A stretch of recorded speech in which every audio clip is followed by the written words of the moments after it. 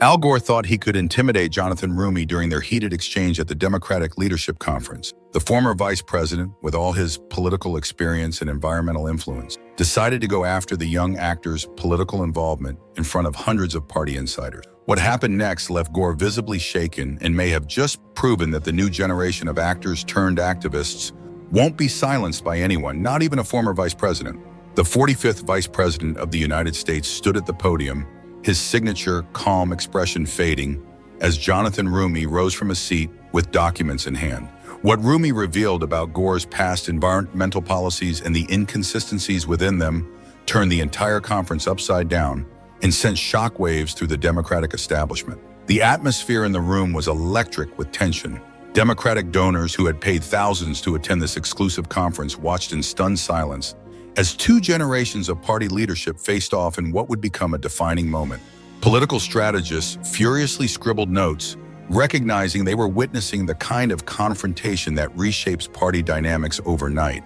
Before we dive into this explosive confrontation, make sure to hit that subscribe button and the notification bell so you never miss moments like these where political legends get schooled by the rising stars. Now let's see how Jonathan Roumie turned the tables on Al Gore. To understand the magnitude of what happened, you need to know exactly who these two political figures are and why this confrontation matters so much to the future of the Democratic Party.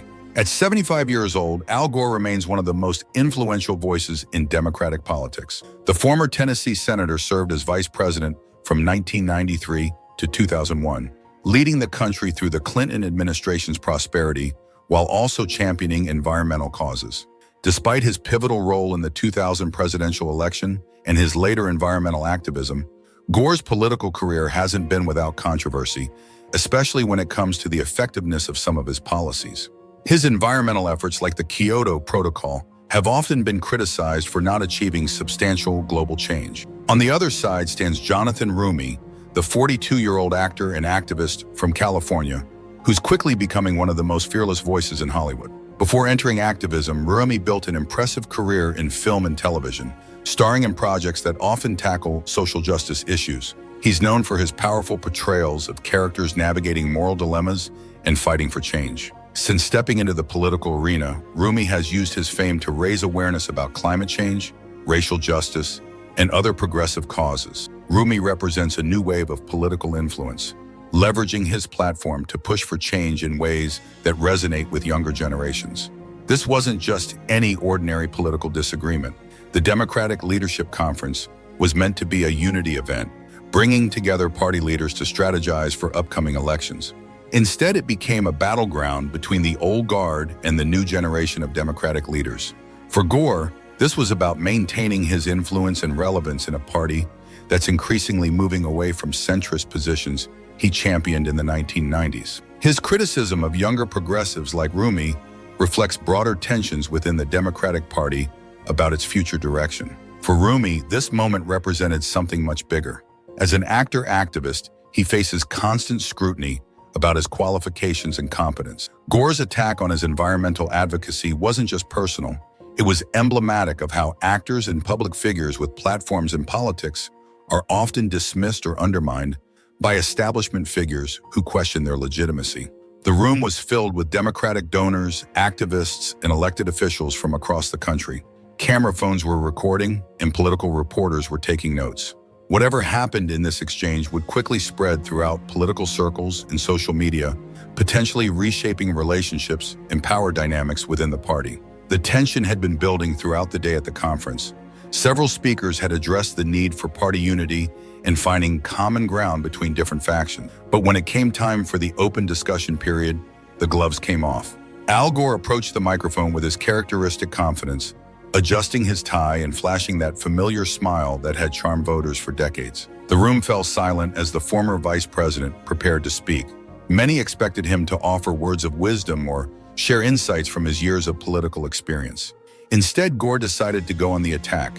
"You know, I've been watching some of our newer public figures," Gore began, his voice carrying that distinctive Tennessee drawl.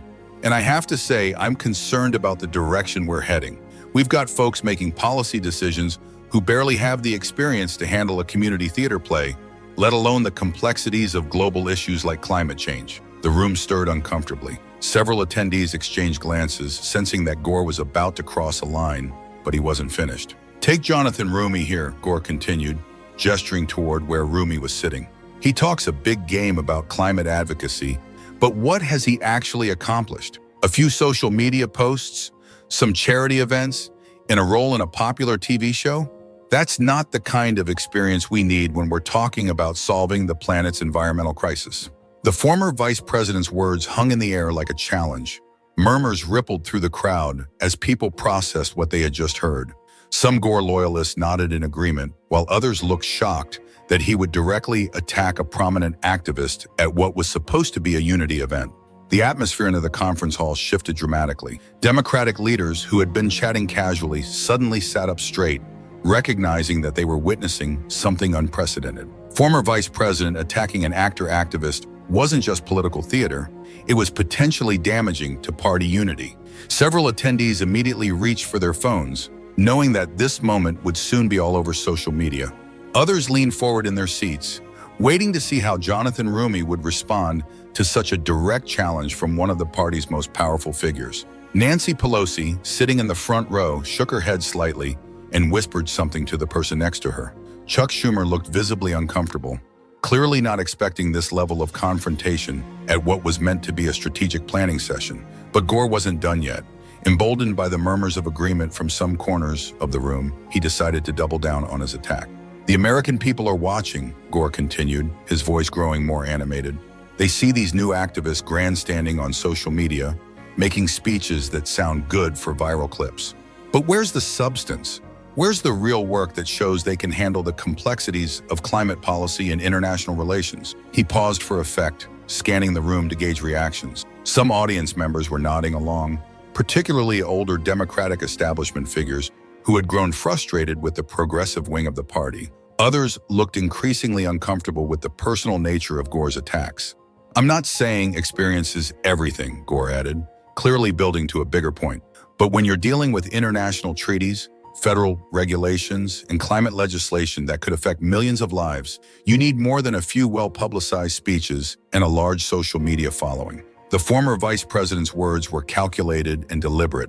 He was drawing a line between the establishment Democrats who had built their careers through traditional political paths and the newer generation of activists who had risen to prominence through grassroots activism and media savvy. Throughout Gore's attack, Jonathan Roumie had remained seated, his expression calm, but his mind racing. As an actor and activist, he was used to facing hostile critics and thinking quickly under pressure. He knew that how he responded to this moment would define not just this confrontation, but potentially his entire public career. Those who knew Roumie well could see the subtle signs that he was preparing for battle. His posture straightened slightly, his jaw set with determination, and his eyes focused with laser-like intensity on the former vice president. He had faced down harsh critics in the entertainment industry, but Al Gore, with all his experience, was a different kind of opponent. As Gore continued his attack, Roumie quietly reached into his briefcase and pulled out a folder of documents. Several people sitting near him noticed the movement, but most of the room remained focused on the former vice president's speech. What made Gore's attack particularly calculated was his choice of venue and timing. This wasn't a spontaneous outburst. It was a deliberate attempt to put Roumie in his place in front of the Democratic Party's most influential figures. Gore had clearly planned this moment, choosing to attack Roumie's activism because he believed it would be his weakest point. Gore's team had likely briefed him on Roumie's background, focusing on what they saw as potential vulnerabilities. His relatively recent entry into activism, his career in entertainment, and his focus on social media rather than traditional political experience. But what Gore and his team failed to understand was that Roumie's background as an actor and activist had actually prepared him perfectly for this exact type of confrontation. In Hollywood, he had faced harsh scrutiny, skeptical audiences, and tough critics who questioned his credibility. He had learned not just to defend himself, but to turn those attacks into strengths. Gore was building toward his conclusion, clearly believing he had successfully put Roumie in his place and demonstrated his continued relevance in political activism. "What I'm saying is simple," Gore declared, his tone becoming more forceful. We need leaders with proven track records, not social media influencers who think a couple of headlines and viral clips make them qualified to change global policy. The stakes are too high for on-the-job training. The room fell silent as Gore finished his attack. Many attendees looked toward Roumie, waiting to see how he would respond. Some probably expected him to remain silent or offer a measured response that wouldn't escalate the confrontation further. They were about to be very surprised. Jonathan Roumie stood up slowly, the folder of documents in his hand. Every eye in the room turned toward him as he walked deliberately toward the microphone. His steps echoed through the silence, each click of his shoes building anticipation for what was about to unfold. Gore, still standing near the podium, watched him approach with a slight smirk on his face. He probably thought he had won this exchange before it even began. After all, he was Al Gore, experienced, politically savvy, and an environmental icon. What could a Hollywood actor possibly say that would challenge his authority? He was about to find out exactly what Jonathan Roumie was capable of when pushed into a corner. What happened next will go down as one of the most devastating political clapbacks in recent Democratic Party history. Jonathan Roumie didn't just defend himself. He systematically dismantled Gore's attack and turned his own words against him in a way that left the former vice president visibly shaken. As Roumie reached the microphone, he didn't immediately begin speaking. Instead, he took a moment to look directly at Gore, then slowly scanned the room, making eye contact with various attendees. The silence stretched for what felt like an eternity, building tension and anticipation. When he finally spoke, his voice was calm, measured, and absolutely devastating. "Thank you, Mr. Vice President, for that interesting assessment of my qualifications," Jonathan Roumie began, his tone respectful, but with an edge that suggested he was about to unleash something powerful. "Before I respond to your concerns about my activism and experience, I think it's important that everyone in this room understands exactly what kind of work we're discussing." The room remained silent, sensing that something significant was about to happen. Gore's confident expression began to fade as he recognized the controlled intensity in Roumie's voice, the same tone experienced activists use when they're about to present evidence that will turn the tables. "You mentioned my work in activism as if it's somehow less significant than other forms of advocacy," Roumie continued, his confidence growing with each word. "Let me educate you about what grassroots activism actually involves, since it seems there might be some confusion." He opened his folder and pulled out the first document. "As an actor and activist, I've worked with over 100 organizations, organizing campaigns and advocating for climate action, racial justice, and mental health awareness. I've been involved in everything from rallies to online petitions to working directly with marginalized communities to make sure their voices are heard. This wasn't small-time work. This was about using my platform to push for real, systemic change." The audience began to stir as they realized Roumie wasn't just defending himself, he was going on the offensive. Several attendees who had been nodding along with Gore's attacks now looked uncomfortable as they recognized the power and precision of Roumie's response. "But let's talk about experience that really matters for governance," Roumie continued, his voice gaining strength. "I spent years working on social justice reform, analyzing policies, and understanding how systemic oppression affects real people's lives. I've worked with leaders and activists across the globe, coordinating efforts to tackle urgent issues that impact millions." This is where Roumie revealed his true strategic brilliance. Rather than just offering a general defense of his qualifications, he had come prepared with specific documentation that would turn Gore's attack completely around. "Since you brought up experience, Mr. Vice President," he said, pulling out another document from his folder, "I think it's only fair that we examine everyone's qualifications when it comes to leadership." The room's energy shifted dramatically. Attendees who had been passively watching suddenly sat up straighter, sensing that Roumie was about to drop a bombshell. Gore's expression shifted from confidence to concern as he realized this wasn't going to be the easy victory he had expected. "This," Roumie announced, holding up a document for the room to see, "is a copy of the climate action report that you were directly involved with during your time in office." A collective gasp went through the room. Many attendees knew about Gore's long-standing environmental work, but few expected those issues to be brought up so directly and forcefully at a Democratic Party event. "The report specifically states that despite your efforts, many of your initiatives were underfunded and failed to deliver the changes they promised," Roumie continued, reading directly from the document. "So when we're talking about true leadership in activism and policy, perhaps we should consider what happens when well-meaning policies fall short of their promises." Gore's face went through a series of expressions: surprise, anger, and what appeared to be genuine shock that his own past policies were being thrown back at him so directly. His famous composure cracked as he realized that Roumie had not only defended himself, but had turned his critique into a devastating counterattack.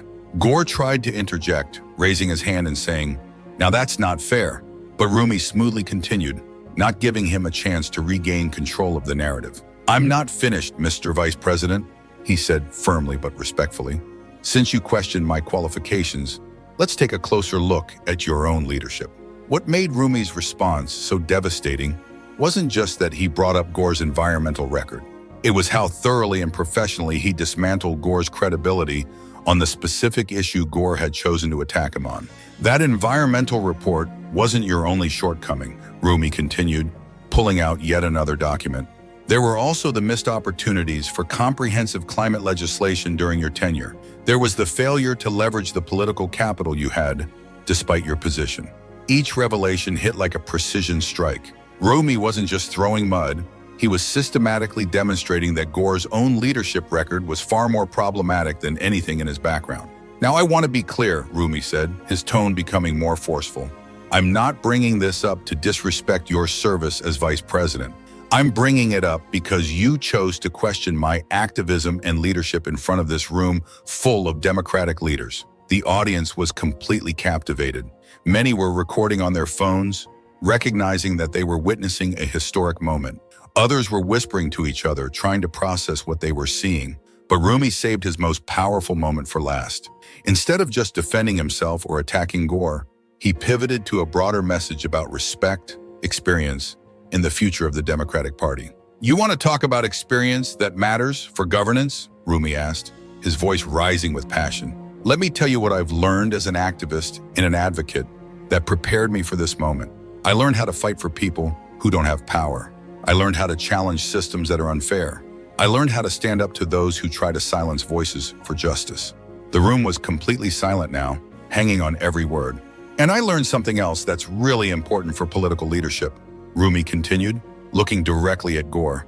"I learned that your past actions and credibility matter when you're asking people to trust your judgment. I learned that if you're going to question someone else's qualifications, you better make sure your own record can withstand the same scrutiny." Jonathan Roumie paused for effect, letting his words sink in before delivering what would become the most quoted line from the entire exchange. "So, Mr. Vice President, with all due respect to your service and your experience, maybe, just maybe, before you question whether an actor turned activist has the qualifications to stand up for climate justice, you should consider whether someone whose past environmental policies have repeatedly failed is really the best person to be making that judgment." The room erupted.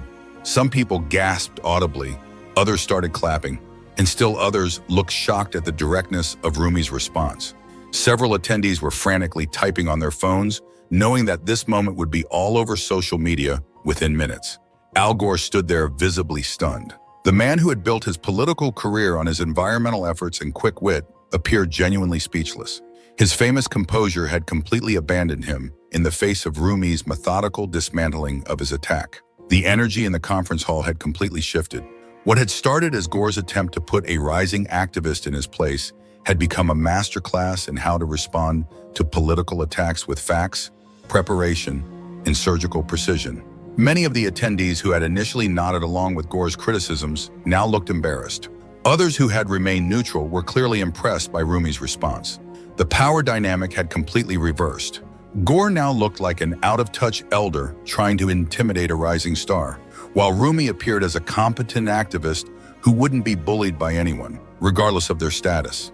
Several prominent Democrats in the audience were seen whispering to each other, clearly recognizing that they had just witnessed something significant.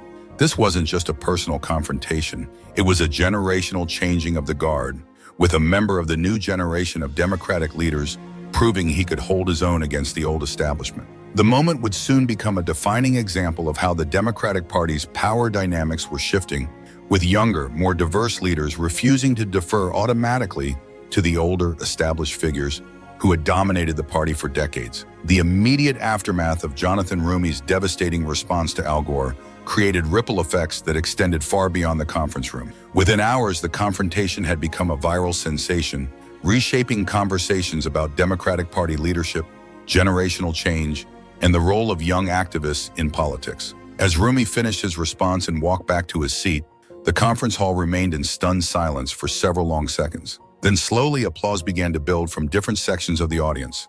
What started as scattered clapping grew into sustained applause, with many attendees rising to their feet. Gore, still standing near the podium, appeared unsure of how to respond. The former vice president, who had built his career on always having the perfect comeback, looked genuinely rattled. He eventually managed a weak smile and a brief nod toward Roumie, but his usual political grace had clearly abandoned him. Several prominent Democrats in attendance immediately recognized the significance of what they had just witnessed. Alexandria Ocasio-Cortez, who was sitting 3 rows behind Roumie, was seen nodding approvingly and appeared to be taking notes. Senator Elizabeth Warren was observed leaning over to speak with colleagues, likely discussing the implications of the exchange. The conference moderator, clearly unprepared for such a dramatic confrontation, struggled to regain control of the event. After a few awkward moments, they called for a brief recess, giving attendees time to process what had happened and allowing the political implications to begin sinking in. Within minutes of the exchange, clips and descriptions of Roumie's response began flooding social media platforms. The hashtag #RoumieVisGore started trending almost immediately, with users sharing their reactions to the confrontation. Progressive activists and younger Democratic voters were particularly enthusiastic in their support for Roumie. Many saw his response as a perfect example of how the new generation of Democratic leaders should handle attempts by establishment figures to minimize their contributions. One viral tweet captured the sentiment. Jonathan Roumie just showed every young activist how to respond when old establishment figures try to question your qualifications. Come with receipts, speak with facts, and never back down. This is what leadership looks like.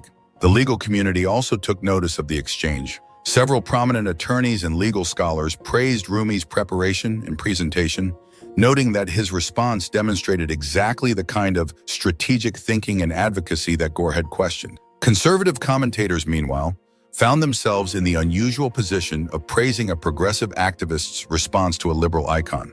Many noted the irony that Gore's own environmental policies and their lack of real-world success had been used so effectively against him, and some suggested that the exchange demonstrated broader problems within the Democratic Party establishment. Major news outlets quickly picked up the story, with political reporters and analysts offering various interpretations of what the confrontation meant for the Democratic Party's future. Several themes emerged from the coverage. Many commentators focused on how the exchange represented a broader shift within the Democratic Party, with younger, more diverse leaders refusing to defer automatically to establishment figures. Roumie's willingness to challenge Gore directly was seen as evidence that the old hierarchies and unspoken rules of democratic politics were changing. Political analysts praised Roumie's obvious preparation for potential confrontations.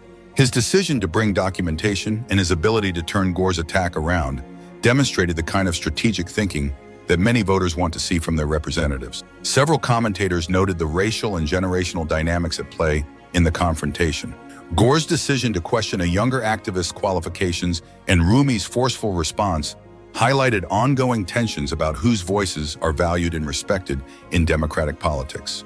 The exchange also became a talking point in discussions about how older, more traditional political figures often overlook the leadership potential of new, diverse voices emerging within the party. Roumie's response, particularly his ability to effectively use his platform and voice, would be remembered as a key moment in the evolution of the party's direction. Many attorneys noted that Roumie's background as an activist represented exactly the kind of real-world experience that should be valued in political leadership. In the days following the confrontation, Gore's team went into damage control mode. The former vice president initially remained silent about the exchange, but eventually released a statement through his spokesperson attempting to clarify his remarks. Vice President Gore has enormous respect for Jonathan Roumie and all the young leaders who are working to advance democratic values, the statement read. His comments were intended to emphasize the importance of experience in government, not to question anyone's individual qualifications or competence. However, the statement was widely seen as insufficient, given the directness of Gore's original attack and the thoroughness of Roumie's response. Many observers noted that Gore's attempt at clarification actually made him look worse, as it suggested he hadn't really meant what he clearly said at the conference.